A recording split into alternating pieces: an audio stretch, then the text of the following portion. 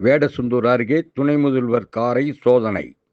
திண்டுக்கல்லில் நாளை நடைபெறும் இளைஞரணி நிர்வாகிகள் அறிமுக கூட்டத்தில் கலந்து கொள்வதற்காக கரூரிலிருந்து திண்டுக்கலுக்கு காரில் வந்த துணை முதல்வர் உதயநிதி ஸ்டாலின் அவர்களின் காரை வேடசந்தூரை அடுத்த கல்வார்பட்டி சோதனை சாவடியில் தேர்தல் நிலையான கண்காணிப்பு குழுவினர் சோதனை மேற்கொண்டனர். இச்சோதனையின் போது வேடசந்தூர் டிஎஸ்பி பவித்ரா, சார்பு ஆய்வாளர் பாலசுப்ரமணியன் உள்ளிட்ட போலீசார் உடனிருந்தனர்.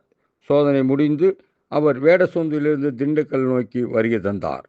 தனியார் தங்கும் விடுதியில் அவருக்கு சிறப்பு வரவேற்பு அளிக்கப்பட்டன.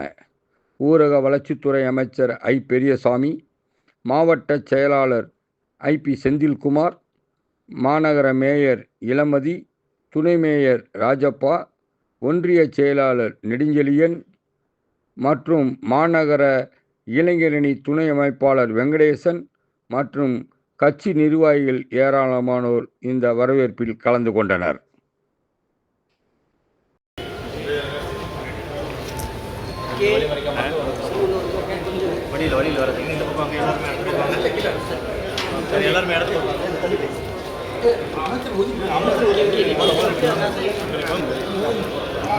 ஆ